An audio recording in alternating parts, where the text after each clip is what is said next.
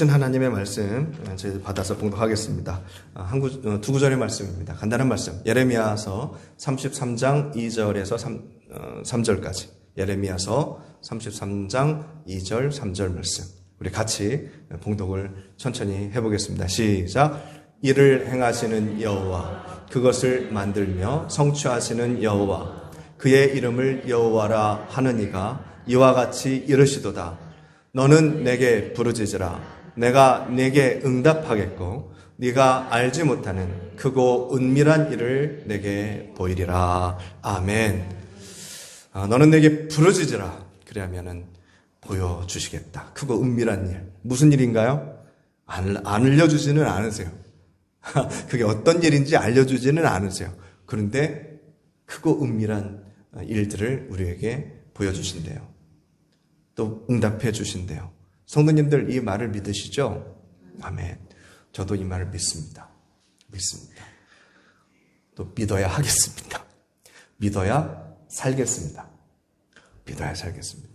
이 말을 못 믿으면 못 살겠어요. 이 험한 세상, 각박한 세상, 말도 안 듣는 사람들 사이 속에서 힘들어서 못 살겠어요. 성도님들 이 말씀 그냥 그대로 믿으시고 말씀대로 응답받으시고 그리고 크고 은밀한 하나님의 큰 축복 다 받으시기를 소망합니다. 아멘. 아멘 하신 분들은 갑절의 축복이 더 있을 줄 믿습니다. 아멘. 예. 자, 오늘은 신앙생활 가이드라는 제목으로 하나님 말씀을 나눕니다. 제가 어머니 뱃속에서부터 지금까지 신앙생활을 했는데요. 이런 설교 제목은 본 적이 없습니다. 저도 이런 제목을 가지고 설교를 하리라고는 생각도 못했습니다. 늘 설교 1시간, 그 1시간이 내 인생의 마지막 시간이라고 생각하고 가장 중요한 것들을 선포해야 되는데 사실상 담임 목사가 되고 설교를 하다 보니까 설교 시간은 계속 주어지고 계속 주어지는 그 시간에 가장 중요한 이야기만 반복할 수는 없겠더라고요. 그래서 다음 주도 설교해야 되고 그 다음 주도 설교해야 되고 하는 이 설교의 홍수 속에서 저는 설교 홍수 속에서 다른 분들도 저뿐만 아니잖아요. TV만 틀면 라디오만 틀면 수많은 목사님들이 설교를 해주시는데 정말 그 설교 말씀의 홍수 속에서 저는 오늘 어떤 말씀을 전해야 될까 하다가 아마 다음 주까지 할 수 있었으면 좋겠는데 신앙생활 가이드라는 부분 성도님들이 쭉 지금까지 걸어오셨고 또 우리 권사님들 장로님은 이제 어느 정도 인생의 한계치에 올라가셨고 또 우리 앉아 계시는 분들은 중간 점검을 할 수 있는 바로 이 시간에 나누고 싶은 하나님의 말씀입니다. 세 가지의 말씀을 나눌 텐데요. 딱딱딱 끊어서 말씀드리지는 않겠습니다. 그냥 이어서 말씀 드려보고 싶습니다. 성도님들 비가 많이 온다고 생각을 해보세요. 요즘은 집을 잘 지어서 그런 일 없겠지만 그냥 상상을 한번 해보시기 바랍니다. 비가 너무 많이 와가지고 지금도 계속 내리고 있어가지고 지붕이 부서졌다고 생각해보세요. 여기저기 구멍이 났어요. 비가 막 새요. 편안히 잠을 잘 수가 없는 상황이에요. 그렇다고 그 비를 막 맞아가면서 지금 지붕에 올라가서 고칠 수도 없는 상황이에요. 성도님들. 그러면 어떻게 하시겠습니까? 편안히 잘 수도 없고 고칠 수도 없고. 성도님들은 교회를 다니시고 하나님을 믿으시기 때문에 다른 사람들은 발을 동동 구르고 있겠지만 우리는 기도를 할 수 있겠죠. 그럼 성도님들 뭐라고 기도를 하시겠어요? 하나님께 기도를 하실 텐데 뭐라고 기도하시겠어요? 아무 말씀이 없으시네요? 시험 보는 거 아닌데. 그럼 골라보세요. 1번. 하나님 제발 비 좀 그치게 해주세요. 이게 제가 여기다가 이렇게 딱 써놓으신 1번, 2번, 3번, 4번 고르시. 그걸 준비 못했네요. 1번. 하나님께서 비를 그쳐주시도록. 2번. 하나님께서 지붕을 고쳐주시도록. 이거 맞는 기도죠? 예. 하나님께서 비를 그쳐주시든지 지붕을 고쳐주시든지 둘 중에 하나여야 편안히 잠을 잘 수 있잖아요. 문제가 일단 해결될 거 아니에요. 일단은. 자, 3번. 비는 계속 내리고 지붕은 안 고쳐지더라도 이 고난을 내가 버틸 수 있도록 잘 견뎌낼 수 있도록 3번. 자, 4번. 하나님 비도 그쳐주시고요. 지붕도 고쳐주세요. 욕심 참 많은 게도죠. 5번, 6번은 성도님들 알아서 생각하고. 자, 몇 번 고르실래요? 4번이요? 3번? 이 고난을 버텨낼 수 있게 해달라고. 그 안에 어떤 게 포함되었을지 모르니까, 좀 애매한, 좀 답이긴 하죠. 사실 한 번이. 자, 성도님들, 우리가 하나님께 기도를 드리죠. 우리가 드리는 기도의 내용은요, 우리의 신앙과 직결됩니다. 그렇죠? 성도님들이 드리는 기도는 성도님들이 하시는 믿음의 색깔하고 직결이 돼요. 남의 기도 이렇게 쭉 베껴서 내가 하나님 앞에 이렇게 집에서 드리든 차에서 드리든 뭐 이렇게 쭉 읽는 거 말고, 제가 가끔 소개해드리시는 좋은 기도도 있잖아요. 평온을 청하는 기도. 뭐 이런 기도문은 유명한 기도고 좋은 기도니까 이제 사실 남의 기도지만 좋은 기도니까 내 기도 삼아서 하는 건데, 사실 나 혼자 드리는 기도. 그게 이제 내 신앙이거든요. 내 믿음의 색깔이에요. 내 믿음의 수준이 기도에서 드러나는 거예요. 색깔도 드러나고 성향도 드러나고. 대표적인 차이를 한번 말씀드리면, 어떤 분은 기도할 때 주시옵소서, 주시옵소서, 주시옵소서라도 기도하죠. 또 어떤 분은 하나님 말씀하옵소서, 제가 듣겠습니다. 하나님 제발 말씀 좀 해주세요. 하나님 어떻게 해야 됩니까? 하나님 음성을 기다리는 기도. 어떤 분은 이거 해주세요, 저거 해주세요라는 기도. 이렇게 나눌 수가 있겠죠. 뭐가 좋고 나쁘고를 말씀드리는 건 아닙니다. 기도의 색깔이 있어요. 그게 자기 믿음의 스타일이라는 거죠. 기도는요, 내 수준대로 하는 겁니다. 성도님들 수준대로 살아가시잖아요. 성도님 수준대로 밤 드시고 운동하시고 돈 버시고 막 애들 키우시고 성도님들 마음대로 하시는 것처럼 기도도 내 수준대로 하는 거. 어린아이처럼 기도해도 돼요. 뭐 신학 박사들처럼 기도해도 됩니다. 중요한 것은요, 내 기도를 해야 되겠죠. 그래야 그 수준에서 하나님께서 내 기도를 들어주시죠. 내가 남의 기도한다고 하나님께서 좋아하시겠어요? 내가 내 기도해야지. 근데 중요한 것은 어린 나이에 기도를 해도 되는데 어린 나이의 수준에만 머물러 있으면 안 된다는 거죠. 성경은요, 늘 장성한 분량에 이르도록 우리를 권유하고 있습니다. 매 순간 자라날 것을. 어린아이에 머물지 말아라. 어린아이의 수준에서 벗어나라. 어린아이의 수준에는 부분만 보지만 네가 장성하면 모든 것을 볼 수 있을 것이다. 계속 권유하고 있어요. 자라나라고. 그 수준에서 벗어나라고. 그러면 신앙에는 분명히 수준이 있다는 거예요. 성경 말씀을 보면 신앙은 다 똑같지 않아요. 둘 중에 하나? 아니에요. 둘 중에 하나가 아니에요. 신앙은 수준이 있어요. 어린아이 수준, 청소년 수준, 청년 수준, 장년 수준이 있어요. 어른의 수준이 있어요. 분명히. 다시 한번 생각해 볼까요? 우리가 뭔가 필요할 때 말이죠. 뭔가 필요할 때 어떻게 해요? 기도하죠. 아니요. 기도하세요? 거짓말 하지 마세요. 성도님 기도 안 하시잖아요. 돈 주고 사면 되잖아요. 능력 있는 사람한테 전화해가지고 해결해달라고 부탁하면 되잖아요. 기도 안 하잖아요. 농담인데요. 제가 왜 이렇게 말씀드리냐면요, 성도님들. 제가 여러 번 말씀드렸죠. 복권을 삽니다. 복권을 샀어요. 복권을 샀으면 그 복권을 살 때마다 어떤 마음이 들어요? 간절한 마음이 들죠. 이게 당첨되기를 바라는 마음. 적은 돈 주고 샀지만 당첨되면 어마어마한 돈이 쏟아지는데 이게 얼마나 그 마음 안 사봐서 모르겠는데 대충 알 것 같아요. 대충 알 것 같아요. 일주일에 한 번씩 하죠? 그럼 일주일에 한 번씩 그 간절한 마음이 생길 거 아니에요. 그럼 하나님께 기도해요? 복권 사고 하나님께 기도하신 분 되게 해달라고 매주 결과는 둘 때 치고, 결과는 되든 안 하든 뭐 기도해서 되고 기도 안 해서 안 되고 막 그런 게 아니라, 여하튼 보고 하나님 제발 되게 해주세요 막 그냥 막 땀 뻘뻘 흘리면서 막 무릎 꿇고 막 기도하시는 분 계세요? 간절하게.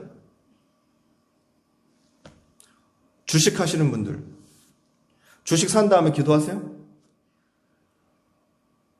주식을 사면 올라야죠. 아닌가요? 잘 모르겠어요. 일단 올라야 될 거 아니에요. 올라야 팔지. 그러면 기도해야지. 하나님 제발 이거 올라가게 해주세요. 이렇게 기도하시는 분 계세요? 안 하시죠? 아이들 중간고사 보고 아이들 기말고사 봅니다. 시험 잘 보게 해달라고 기도하십니까? 기도 안 하시죠? 잘 생각해 보세요. 기도한 적 있으세요? 그냥 이런 거 있으시죠? 잘 좀 봤으면 좋겠다.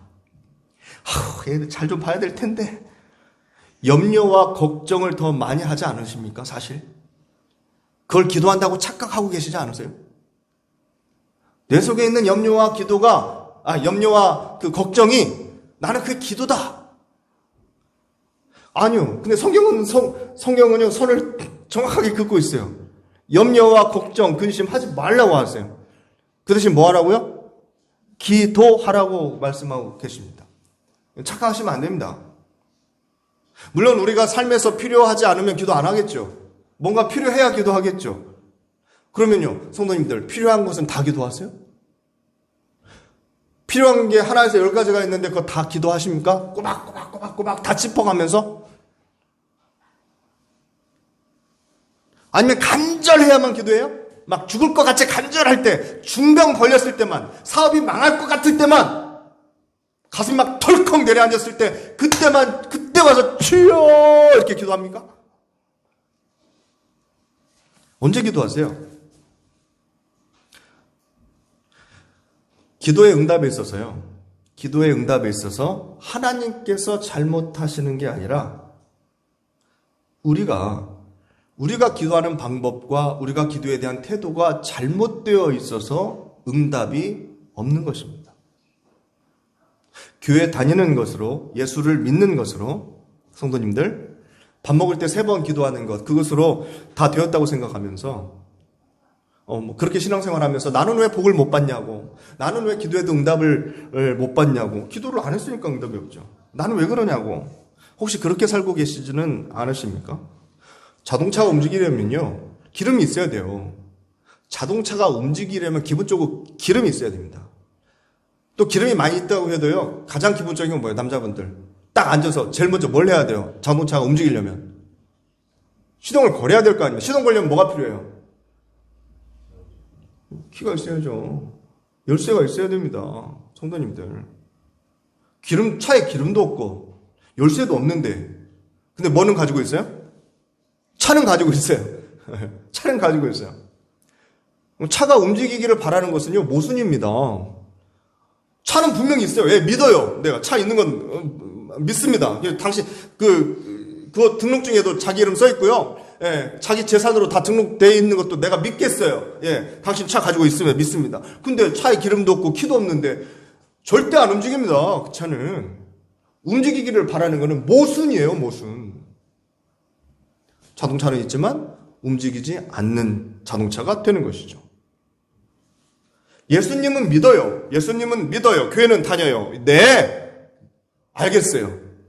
저도 믿어요. 당신이 교회 다니고 당신이 예수 믿는 건 알겠어요. 하지만 작동하지 못하는 기도를 가지고 계신다는 것은 삶의 큰 능력을 손해보고 살아가는 성도입니다. 삶의 큰 능력이 나타나지 않는 신앙생활이죠. 우리가 능력의 삶을 살 수 있어요. 분명히. 능력의 삶을 살게 되는 데는요, 성경은요, 여러 가지 증거를 제시하고 있습니다. 먼저는요, 성도님들, 이거 중요한 겁니다. 신앙생활 가이드. 가볍게 들으세요. 그러나 중요한 거예요. 성도님들이 좋아하는 것들 있죠. 성도님들이 잘하시는 거 있죠. 성도님들이 좋아하시고 성도님들이 잘하시는 것으로 하나님의 사역을 할 때 그때 능력이 나타납니다. 다니엘 기도에 보신 분들은 아실 거예요. 대부분 그래요. 자기가 잘하는 것으로 하나님을 증거하고 있어요. 이분은 아쿠디언 북한에서 선전부에 있었다고 하잖아요. 김일성 선전하는 그 부대에 노래도 잘하고 이것도 잘하고 뭐. 이걸로 이제 하나님의 일을 하고 있잖아요. 그러니까 좋아요. 하면서 자기도 좋고 하나님의 일을 해서도 좋고 다 좋은 거예요. 반대로 말씀드려도 마찬가지예요. 하나님의 사명을 자기가 좋아하는 것으로. 똑같은 얘기죠. 내가 좋아하는 것으로 하나님의 일을 하는 것. 하나님의 일을 내가 좋아하는 것, 내가 잘하는 것으로 하는 것. 예. 이렇게 감당할 때 삶의 변화가 오는 겁니다. 베드로 고기 잘 잡았죠. 직업이 어부였으니까. 그는 예수님을 만나고 주님의 사역을 어떻게 합니까? 고기를 잡듯이 사람을 낚는 어부로서 자신의 사역을 감당합니다. 그러니까 막 2,000명, 3,000명들이 막 그물로 물고기 막 잡듯이 내가 좀 제가 경솔하게 표현하게 내가 니까지인가 전도 못하겠냐 하면 사람들 뭐하는 거 거기서 막 예수님의 말씀 하나님의 말씀 막 전도할 때 사람들이 막 거기서 막 2,000명, 3,000명, 5,000명이 막 거기서 막 뒤집어져 가지고 회개하고 말이죠. 베드로의 사역이 그랬어요. 물고기 막 잡듯이 그렇게 사람을 낚는 어부가 되었던 거죠. 정치인들은 사람이 표로 보이겠죠. 베드로는 사람이 물고기로 보일 수도 있었을 거예요, 아마. 자신이 즐기는 일, 자신이 잘하는 일, 자신이 만족하는 일, 만족하는 그것을 거기에 하나님의 일을 얹어요. 하나님의 얹어서 하는 거예요. 그럼 더 당당하게 자신 있게 그 사명을 감당할 수 있지 않을까요? 못하는 거 하려고 하니까 막 쑥스럽고 어렵고 힘들고 스트레스 받고 잘 안 되는 것 같고 하나님 인념력까지 가는 거죠. 사도 바울은요, 엄청나게 많이 배웠습니다. 명석하고 똑똑해요. 출신 가문이 아주 너무 좋아요. 고위층 사람들도 많이 알아요. 그래서 위에 사람들이 이렇게 굴리는 그 카테고리와 그 시스템을 잘 알아요. 사도 바울은. 법도 잘 압니다. 법도. 우리는 법 모르고 살잖아요, 사실. 문제를 당해야 이제 막 쫓아가서, 세무서 쫓아가서, 또 법무사 쫓아가서, 어떻게 하는 거예요? 어떻게 하는 거예요? 이렇게 하지. 사도 바울은 잘 알았어요. 그러니까 어딜 가도 당당해. 출신도 좋지, 많이 배웠지, 똑똑하지, 그리고 대부분 다 알고 있지 말이죠. 그래서 수많은 곳을 돌아다닙니다. 그게 자기가 잘하는 거예요. 모르면 못해요. 근데 생리를 아니까 다 여기저기 돌아다니면서 예수님의 복을 막 증거합니다. 그리고 여기도 교회 세우고 저기도 교회 세우고. 감옥에 가도요 그렇게 두렵지 않아요, 성도님들. 생각해 보세요. 우리야 감옥 들어가면 덜덜덜덜, 경찰들만 만나도 덜덜덜덜 떨죠. 예, 그 금수저들 보세요. 금수저들. 경찰이 오라고 해도 경찰 앞에서도 막 당당하잖아요. 감옥 들어가도 막 큰 소리 치잖아요. 금수저들. 니네 뭐야? 내가 누군지 알아? 막 이러잖아요. 사도 바울은 그렇게 하진 않았지만 여하튼 아니까 당당한 거예요. 자신 있게 하나님의 일을 감당합니다. 그러니까 거기서 능력이 나타나죠. 자, 우리도 하나님을 증거하고 하나님을 전도하는 그 능력의 삶을 살아야죠. 우리도 신앙생활을 교회에서 또 가정에서 잘 해야 되죠. 우리도 교회에서도 신앙생활 잘해야 되고 가정에서도 잘 해야 되고 하나님의 일을 해야 되고 전도도 해야 되고 성경 공부도 해야 되고 기도도 해야 되고 해야죠. 그리고 어떻게 해요? 내가 즐기는 일이 있잖아요. 내 취미생활, 또 내가 좋아하는 것들, 그리고 나가서 또 따로 하셔야 되잖아요. 그죠? 컴퓨터 게임 좋아하시는 분들은 또 따로 컴퓨터 게임도 하셔야 되고, 또 어떻게 돼요? 아침에 일어나면 직장에도 나가셔야 되죠. 일도 해야 되죠. 또 그것만 하면 돼요. 애들도 잘 키워야 되죠. 이것도 하고 저것도 하고 저것도 하고 저것도 하고 하면서 하나님의 일도 따로 해야 되니까 힘들어요, 안 힘들어요? 힘들죠. 늘 내가 하나님의 일 못하는 것 같고 한다고 약속해놨는데 또 못하는 것 같고 또 약속 어기는 것 같고 내가 이렇게 신앙생활 해도 되냐 하는 것 같고 또 교회 일하고 회사 일 막 열심히 하다가 우리 애들은 신경도 못 쓰고 내가 애들 이렇게 잘 키워도 되나 몰라 하면서 막 또 어떤 분은 교회 일도 잘하고 애들도 열심히 키우고 그 직장 일도 열심히 하다가 힘들어 죽겠네. 내 인생은 어디로 가버린 거요? 이렇게 살아도 돼? 하면서 이제 나도 즐겨야지 하면서 일도 하고 교회 일도 하고 애들도 잘 키워야 되고 거기다가 또 내 인생을 즐겨야 되니까 또 시간 쪼개가지고 또 친구들 만나고 어디 놀러 가고 막 그렇게 살아요. 굉장한 스트레스가 생깁니다. 내 인생에 굉장히 스트레스가 쌓여요. 몸만 힘든 게 아니라 마음도 힘들어요. 왜? 어느 것 하나 만족하지 못하니까. 하나님의 일도 제대로 못하는 것 같고 회사 일도 제대로 못하는 것 같고 애들 키우는 것도 제대로 못하는 것 같고 다 내가 노는 것도 제대로 못 노는 것 같아. 사실은 다 부족해. 다 불만이에요. 시간도 더 들어가고 에너지도 더 들어가고 막 이중생활하는 것 같고 내 삶이 만족이 안 되죠. 다 부족하니까. 힘들어요. 힘드니까 쉬고 싶죠. 나를 알아주고, 누가 나를 인정해주고, 칭찬해주고, 뭐 하는 사람들을 만나기를 원하고, 그런 공간에 있기를 원하고, 또 나에게 기쁨을 주는 또 다른 즐거움을 찾아야 돼요. 이게 내 인생 아니야? 왜 내가 남의 인생 때문에 이렇게 에너지를 써야 돼? 내 인생 내가 만족하며 살아야 돼? 하면서 내 기쁨을 찾자 말이죠. 내 기쁨을 찾기 위해서 또 막 나가고 또 시간을 만들어야 되고 계획을 짜야 되고 보상을 해줘야 되니까. 그래서 어떤 분은 스포츠를 하고 친구들을 만나고 놀러 가고 유흥을 위한 시간을 또 만들어야 돼요. 하나님의 일을 따로 하고 내가 하는 일을 따로 하고 또 내가 좋아하고 즐기는 노는 일을 따로 해야 돼요. 직장 일 따로 해야 되고. 그런데 성도님들, 내가 즐기는 일이 있잖아요. 이게 나쁘다는 게 아닙니다. 내가 좋아하는 일이 있잖아요. 거기에 하나님의 일을 얹어서 한다면 어떨까요? 하나님의 일을 내가 즐기는 일을 통해서 할 수 있다면 우리는요, 따로 즐거움을 찾지 않아도 돼요. 성도님들. 따로 만족을 찾지 않아도 돼요. 또 다른 시간이 필요하지 않아요, 성도님들. 왜요? 이미 그 일을 통해, 일이 스트레스가 아니라 일을 통해 나의 즐거움이 만족이 되어버렸거든요. 따로 스트레스를 풀지 않아도 돼요, 성도님들. 사람을 보며 세상을 볼 때는 만족함이 없었지만, 이제 나의 하나님 그분을 볼 때 만족함이 몰려오는 거예요. 왜요? 그 일을 통해서 내 일도 하고 하나님의 일도 했으니까. 운동을 좋아하면 운동 따로 하고 전도 따로 하는 게 아니라 운동을 통해서 전도하는 겁니다. 그럼 기쁨이 오겠죠. 음식을 잘 만들면 음식을 통해서 하나님의 일을 하세요. 컴퓨터, 인터넷, 무슨 자동차 상담, 사업, 부동산, 악기 연주, 스포츠, 노래, 등산, 독서, 나는 책을 잘 읽는다, 다 있잖아요. 많습니다, 성도님들. 따로따로 하지 마시고 같이 하세요. 그 위에 하나님의 일 얹어가지고. 아니면 하나님의 일을 하면서 나의 장기를 얹어서 같이 하세요. 재밌고 즐거운 시간 있잖아요. 거기에 하나님의 일을 같이 해보세요. 모세는 왕궁에서 자랐어요. 왕궁에서 40년 자랐어요. 그리고 사람을 본의 아니게 죽여서 도망쳐가지고 광야에서 40년을 살았어요. 80세에 하나님의 부름을 받았습니다. 80세에. 왕궁에서 자란 턱에요. 리더십이 있었어요. 모세는 리더십이. 배운 것도 많고. 그래서 이끌잖아요.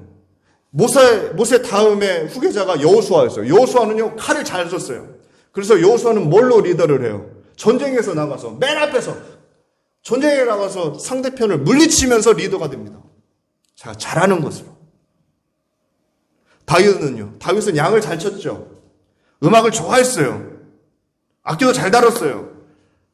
양을 돌보면서 늑대와 사자 이런 것들을 물리치면서 배운 기술로 골리앗을 물리쳤어요. 수많은 갈등과 전쟁 속에서도 자신이 가진 기술로 이겨냅니다.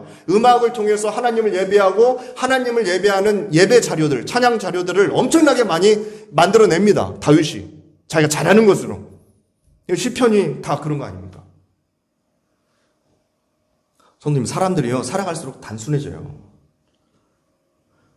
근데 이제 단순해지는 게 손해보는 인생이 아니라 오히려 젊었을 때 복잡했던 인생이 나에게 손해고요.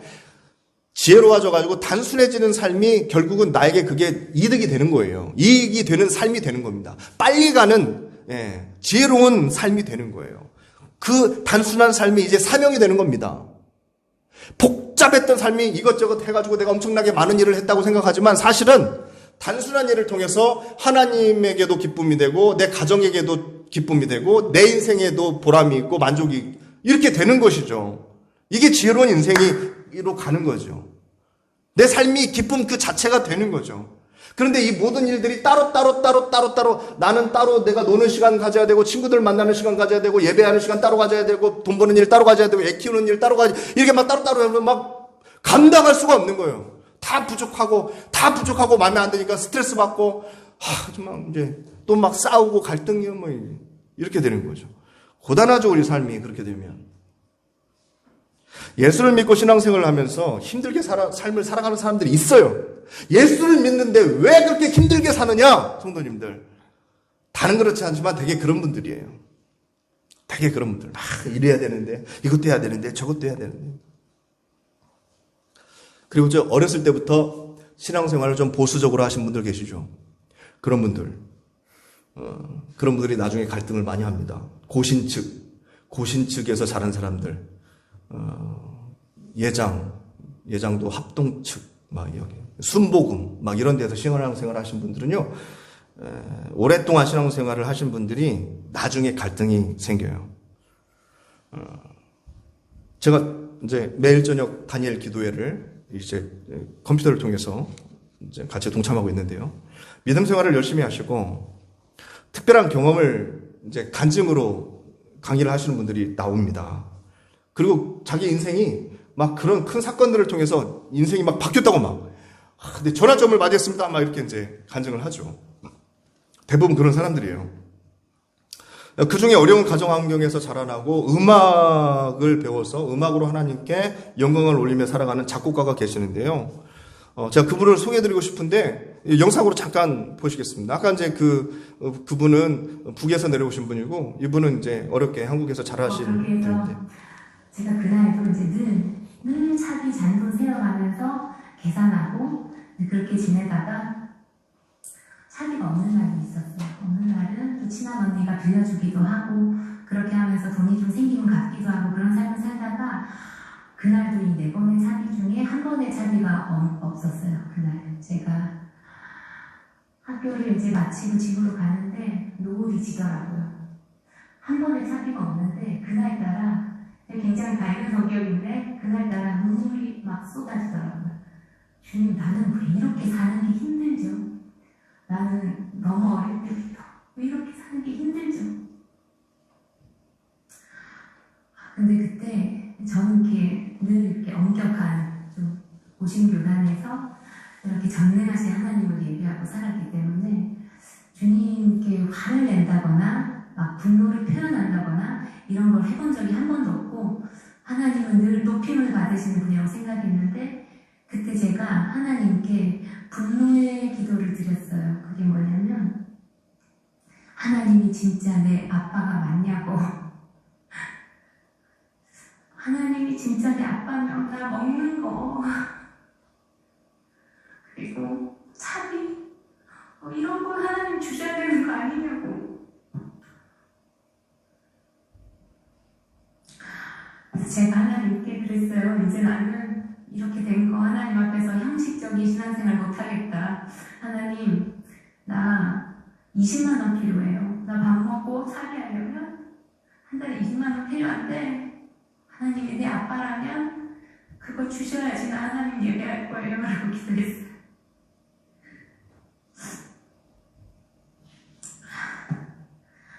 오늘 준비한 게 왔는데 벌써 울어서 죄송합니다.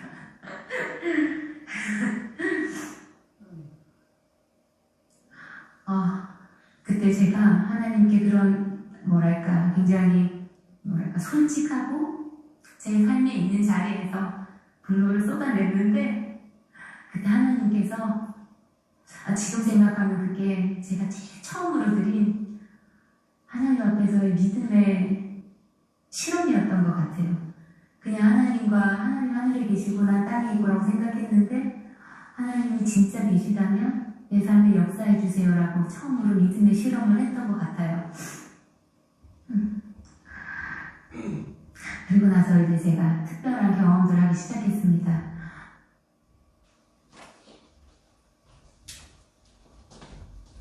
네, 여기까지인 것 같죠? 네, 더 듣고 싶으시죠? 아니요? 네, 제 설교가 더 좋으시죠?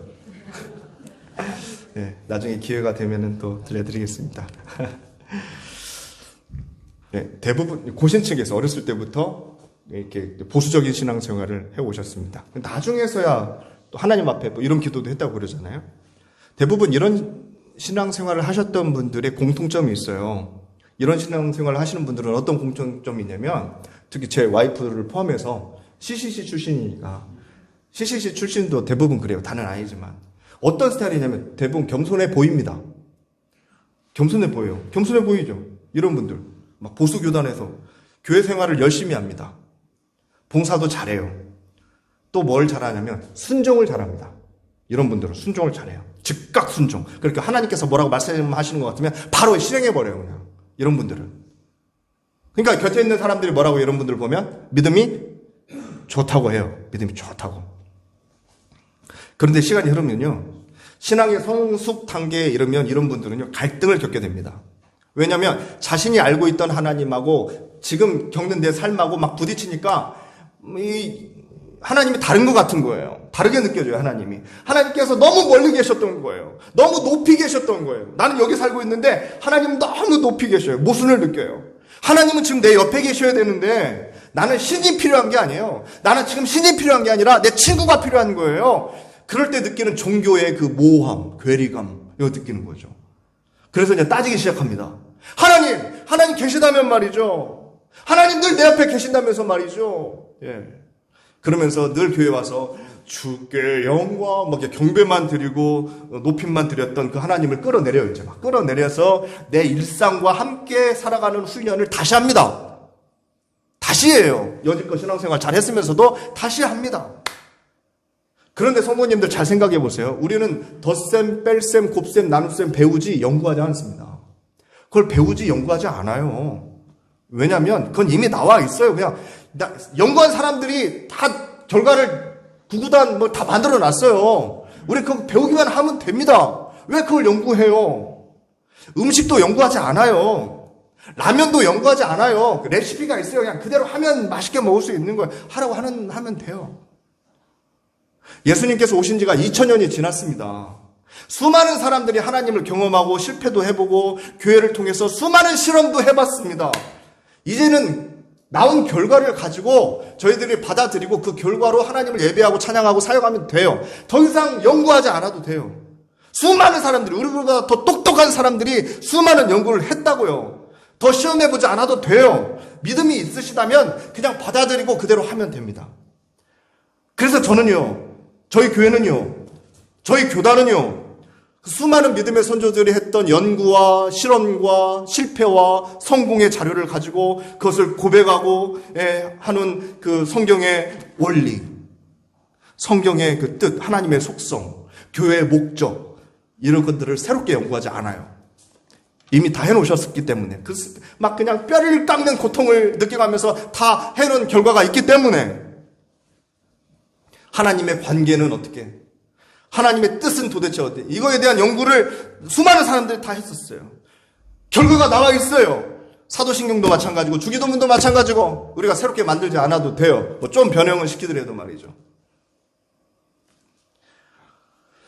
그럼 받아들이면 됩니다. 그 결과를 배우면 됩니다. 하나님과의 괴리감을 느끼지 않게끔, 하나님이 나하고 너무 떨어져 있지 않게끔 말이죠. 우리는 그 시작부터 가르쳐 줍니다. 하나님은 이런 분이시라고. 하나님은 우리를 벌 주려고 하시는 분이 아니시라고. 그런데 보수 교단은 하나님과 우리를 너무나 많이 떨어뜨려놔요. 하나님 저기 높이 계신 분이고 우리는 여기서 죄 짓고 사는 아주 빌어먹을 벌레 같은 존재고 말이죠.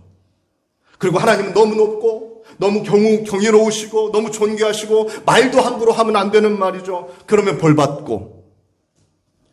그러니까 하나님이 어렵죠. 그러니까 하나님이 두렵죠. 하나님이 높고 하나님이 거리감이 느껴지고 높으신 분이고 대단하신 분이고 하나님이 막 힘도 세신 분이고 두려운 분이니까 어떻게 해요? 헌금도 많이 하죠. 우리 교단보다 보수 교단이 헌금을 더 많이 합니다. 왜요? 하나님 무서운 분이니까. 벌 주시는 분이니까. 목사님도 어렵게 생각해요. 하나님 다음으로 목사님을 생각하니까 막 목사님에 대해서 험담하면 막 지옥에 갈 것 같고 말이죠. 그렇게 신앙생활을 하다가 나중에 깨닫게 되면 내가 신앙생활 잘못했구나. 하나님 그런 분 아니신데 알게 됩니다. 그래서 저희 교단은 바로 그냥 알려드려요. 하나님은 그렇게 어려운 분이 아니시다 말이죠. 하나님 우리 친구다. 내가 실수할 거 다 알고 계신다. 용서해 주신다. 돌아온 탕자 바로 그 아버지가 하나님이시다. 하나님 혼내려고 우리를 만드신 분 아니시다 말이죠. 그래서 우리는 자유롭게 신앙생활을 합니다. 그런데 문제가 생겨요. 어떤 문제가 생길까요? 우리는 너무 경솔해져요. 너무 자유분방해요. 하나님을 너무 함부로 여깁니다. 모두 다 장단점이 있는 거예요. 중간에서 잘 만나면 참 좋은 교회가 될 텐데 어느 정도 하나님을 경외하고 또 어느 정도 하나님을 친구처럼 그렇게 모시면서 막 이렇게 살면 참 좋을 텐데 성도님들, 같은 하나님을 믿고요, 같은 교회를 다니지만 전혀 다른 신앙생활을 하시는 분들이 너무나 많습니다. 물론 똑같이 할 수는 없겠지만 너무 다른 믿음은 우리가 힘들어져요. 갈등이 생겨요. 어떤 분은 어떤 분한테 왜 옷을 그렇게 입냐고 막 뭐라고 하고, 어떤 분은 어떻게 말을 왜 그렇게 하고, 어떤 분은 왜 맨날 지각하냐고 뭐라고 하고, 어떤 분은 왜 뭐 이렇게 막 자기 기준에 대해서 막 신앙생활 틀리다고 막 뭐라고 하시는 분들 이렇게 했어요. 그러면요, 우리에게 주어진 능력을 사용할 수가 없습니다. 저는 하나님께서 우리에게 주신 능력을 우리 성도님들이 잘 사용하셨으면 좋겠어요. 자동차를 집에다만 세워놓지 마시고 사용하셨으면 좋겠어요. 사실 오늘 말씀은요, 새신자들에게는 좀 어려운 말씀이에요. 정리해 보겠습니다. 정리할게요, 성도님들. 기도는요, 우리가 결단하고 그것을 지켜가는데 큰 도움을 주는 무기입니다. 우리가 바라기만 하고 기도하지 않으면 기적은 일어나지 않습니다. 이해하셨죠? 왜 매일 기도를 할까요? 왜 매일 기도를? 그 매일 기도를 한 그 기도가 성도님들 하루를 승리로 이끌어 가시는데 동기부여를 해줍니다. 힘을 주십니다. 그 기도를 통해서. 근데 기도를 그것까지도 안 하시면은 오늘도 그냥 어제처럼, 그제처럼 그냥 세상에 묻혀갑니다. 그리고 하루 저녁에, 오늘 저녁에 후회하겠죠. 오늘도 그냥 그렇게 못 살았네. 근데 기도는 그 능력을 나타나게 해주는 거예요. 이길 수 있게 해줘요. 참을 수 있게 해줘요. 네, 좀 길어지네요. 자, 두 번째. 자, 우리가 사역을 할 때요, 하나님의 사역을 할 때 우리가 잘하는 것으로 해야 됩니다. 우리가 잘하는 것 자체를 하나님께서 주신 것이기 때문에 하나님께서 주시는 그 잘하는 것으로, 우리 배정희 목사님께서 운전으로 교회를 섬기시는 것처럼, 세상에 생각해 보세요. 배정희 목사님 운전 되게 못해요. 운전 되게 하기 싫어요. 그런데 운전 맡겨놔 봐요. 힘들어지는 거예요, 삶이. 교회 와서 스트레스 더 받는 거죠. 그렇게 하시면 안 돼요. 내가 즐겨하는 것으로 하나님을. 그러면 따로 또 뭐 할 게 없어요. 나 고생했으니까 따로 또 뭐 해야지. 이럴 필요가 없어요. 왜? 이미 보상을 다 받았어요, 하나님을 하면서. 내가 즐기는 걸로 했으니까. 그럼 여유가 생겨요. 시간이 생겨요. 삶이 단순해져요. 스트레스가 사라지죠. 자, 세 번째. 하나님이요, 무서운 분이 아니십니다. 하나님을 두렵게 여기지 마세요. 하나님 너무 사랑스럽고, 하나님 너무 자비로워서, 그래서 두렵다면 오히려 너무 하나님께서 우리를 사랑하시는 바람에 몸둘 바를 몰라가지고 우리가 하나님을 좀 거리를 두는 거면 거리를 뒀지, 무서워서, 벌 주셔서, 두려워서 그렇게 거리를 두는 게 아닙니다. 그리고 성도님들, 하나님께서 너무 무섭고, 하나님께서 우리가 뭘 잘못하면 벌 주시고, 그래가지고 우리가 주일 성수합니까? 그래서 우리가 하나님한테 헌금합니까? 그러는 것 아닙니다. 하나님께서 우리 혼내실 것 같아서 착해지려고 노력하십니까? 그런 종교가 아닙니다. 주님은요, 사랑이십니다. 그 사랑에 우리가 동참하고 싶어서 신앙생활을 하는 거예요. 혼내는 거 무서워서 하는 게 아닙니다. 사랑하는 성도님들, 우리에게 주어진 능력이 있습니다. 살아계신 하나님을 그 능력으로 섬겨주시기를 부탁드립니다. 어떻게 하면 될까요? 그럼 우리 하나님께 쓰임만 받으면 돼요. 하나님께 쓰임 받으면 그게 자동적으로 돼요, 성도님들. 하나님께 쓰임 받을 때 우리의 능력이 자동적으로 나타나게 됩니다. 그것을 보시고 그것을 체험하시고 누리시고 또 나중에 간증하시고